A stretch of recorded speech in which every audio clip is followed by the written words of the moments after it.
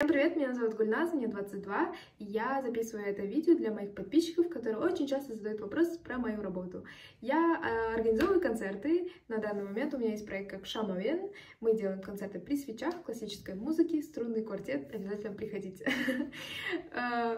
Но в целом я также работаю и с артистами, я как менеджер, как продюсер, имею такой вот опыт 3 лет, последние 3 года я вот в этом кручусь, верчусь, как-то вот фрилансеру. На этом видео хочу рассказать про самый также часто задаваемый вопрос о том, чем же, наверное, занимается менеджер вообще. Менеджер. И это не про менеджер в офисе или же какой-то большой компании, это про менеджер артистов, менеджер концерта, менеджер, не знаю, агентства, лейбла и так далее. В этой именно отрезке сферы. Расскажу только про свой опыт, про то, как я к этому пришла, что я проживала и как я видела, с чем сталкивалась, и в целом, да. Очень часто, когда я проводила консультации либо мастер-классы, мы рассказывали про свой кейс, и мы делились, конечно, с каждым этапом, процессом, которым мы занимаемся в целом в менеджерстве, относительно конкретного проекта. Также был опыт такой, что я делала мастер-класс, где разбирала каждый проект, в котором я работала. Вот, начнем, можно сказать, с первого моего экспириенса. Это группа бойсбенда, артисты, которые мы работали около 2-3 лет. И как менеджер, чем я занималась? Давайте разберем. Как менеджер, во-первых, я занималась, само слово менеджер, оно означает структурировать задачи, распределять время и, конечно, координировать команду по целям и куда мы идем, в целом вот это все организовывать. Поэтому первое время, на самом деле, моя должность в работе с первой группой бойсбенда у меня очень часто менялась. Первое время я была SMM, потом как ассистент продюсера, потом как организатор съемок, потом, не знаю, как координатор, потом чисто за концерты я отвечала, потом чисто за маркетинг отвечала, за коллаборации. И вот так постепенно, каждый раз, когда мне становилось скучно, я просто меняла по идее. В общем-то, сейчас разберу так, попытаюсь донести так, чтобы не внести вас в заблуждение, наверное. Я просто не знаю, как, наверное, устроено в каких-то идеальных историях, но могу рассказать, как было у меня. Я считаю, что все это время я была менеджером, при том, что каждый раз просто были какие-то темы, наверное, где я углубленно занималась. То есть первое это SMM-менеджер. Я строила контент-план. Мы вместе, конечно, это все взаимодействие с командой, не только что я просто там придумала себе, что мы сейчас выложим там фотосессию, значит, надо сделать фотосессию. Нет, в команде также есть продюсер, который, конечно, задает вот это направление. Она говорит, что вот сейчас нам нужно дебютировать, значит, мы должны выложить информацию о том, что у нас дебют такого-то числа, как мы это будем подавать, какое видео можем придумать, какой контент мы можем выложить, тизер, не тизер, фотосессия, знакомление и так далее. То есть это основная цель периода, который мы должны проработать. И как менеджер мы организовываем вот этот процесс.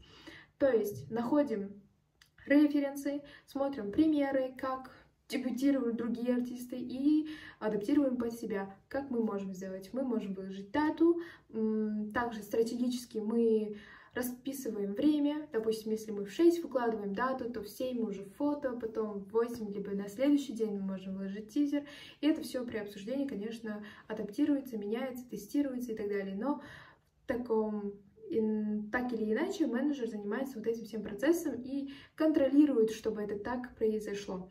То есть выкладка должна произойти, конечно, в то же время, как вы утвердили с командой. Надписи должны соответствовать тому, как вы утвердили с командой. И фотосессия должна пройти так, как вы задумали, по примерам, находить людей, как могут это реализовать. В целом, все технические операционные вопросы занимается менеджер. Он определяет, куда, где брать инструменты, как находить эти инструменты.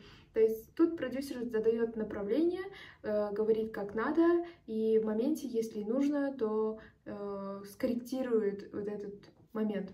Также, конечно, артисты тоже вовлекаются в этот процесс, потому что это их лица и это их идентичность, которую тоже нужно сохранять. То есть всегда вот это был момент симбиоза, наверное, работа в совместке. То есть в этом плане я не могу присвоить себе там все заслуги Инстаграма или же ТикТока о том, что вот мы вот это сделали. Нет. Всегда инициатива идет от всех сторон. Какие-то инструменты я могла включить, какие-то инструменты кто-то привнес в эту команду, да, и так далее. Но основная ответственность лежит на менеджере, чтобы это реально реализовалось, не осталось в том, допустим, отсеке в процессе или в плане, или осталось просто как идеи, да, то есть в команде при собрании, при в целом брейншторминге очень много разных идей может выходить, создаваться, отправляться, обсуждаться, но в конечном итоге менеджер сделает это реальностью. Он находит все инструменты для того, чтобы это реализовать, и, конечно, через каждый этап проводит. Я на тот момент общалась со всеми видеографами, мовилографами, монтажерами, и, конечно, это все зависело от наших потребностей и наших возможностей тоже, потому что были моменты, когда мы согласовывались с знакомыми, либо мне направляли чьих-то друзей, например, чтобы они там сделали обложку, например, или же скорректировали текст, да, и так далее. Какие-то вот такими моментами я и занималась. Когда ты менеджер концерта, либо менеджер, тур-менеджер, стар-менеджер, бывают большие фестивали, да, и там бывает стар-менеджер. Конечно, чем больше проект, тем конкретнее, наверное, твои должностные обязанности.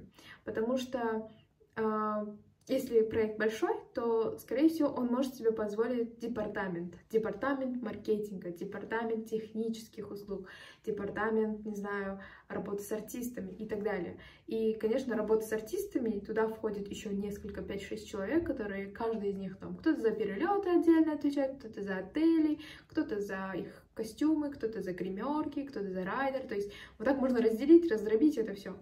Но если проект маленький, как, например, в моем случае, мы были стартапом все-таки, первое время дебюты и все такое, мы все делали сами, то есть любое, ну, я вам скажу, даже не первый год, а в целом мы старались так закрывать все недостающиеся какие-то моменты, наверное, больше сказать. То есть я была и дистрибьютором, выкладкой трека на площадке, также там SMM-щиком, который выкладывает контент на все соцсети, да, планирует их и так далее. Какой-то документооборот небольшой, наверное, когда мы сотрудничали, коллаборации делали и так далее, вот эти собеседования, встречи тоже я проводила, и делала и презентации. Первое время я монтировала бэкстейджи, все бэкстейджи и альфабет. Ну ладно, не все, да, я говорю, вот первое время точно я монтировала, и мы придумывали, организовывали это все сами. Поэтому нету такого понятного, структурного, знаете, списка задач, на котором заканчиваются его обязанности. Все исключительно зависит от поставленной задачи и цели, и возможностей, потребностей этой ситуации, потому что это разное, если вы работаете с начинающим артистом и уже там с 10-15-летним опытом с человеком. Это супер разное, и каждая сфера индивидуально обсуждается отдельно с каждым человеком. То есть нужно это воспринимать как... Нужно, наверное, быть гибким, в первую очередь, гибким и адаптироваться под эти ситуации. Я, конечно, после ухода с работы с группой, я начала общаться и с другими людьми и увидела разные уже кейсы, где человек, даже артист, сам себя менеджерил и продюсировал. Это супер возможно, и это супер даже эффективнее, возможно, может быть, потому что человек, он полностью понимает свою деятельность, свой креатив, как он хочет подать это, и только ему нужно его продвижение, понимаете? Поэтому работа с продюсером или конкретно менеджером с каждым периодом времени, она меняется в целом, как и рынок все время меняется.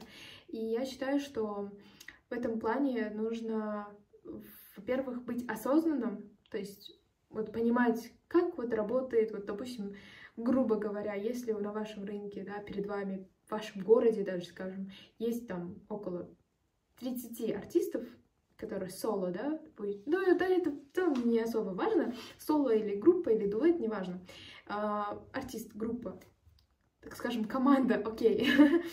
Если у вас есть вот креатор, артист, то вы как раз-таки должны понимать, кто на том же волне и чем он занимается. То есть, если кто-то выкладывает для релиза там около 100 контентов, чтобы она стрельнула, и она реально стреляет, ты понимаешь, как один из участников этого рынка, ты понимаешь, что это работает, и этот кейс нужно записать себе, и в следующий раз применить и повторить это. То есть, не заурядно и не кринж просто взять и повторить чей-то путь. То есть, имеется в виду, повторить не так, что он снял, допустим, такое-то видео, и нужно копи-паст его снять. Нет, имеется в виду вот эти сами стратегические планы, сколько тиктоков или же сколько постов он сделал ради этого, да, и если получится, там, переплюньте его, сделайте x2, x3, и можете супер добиться цели.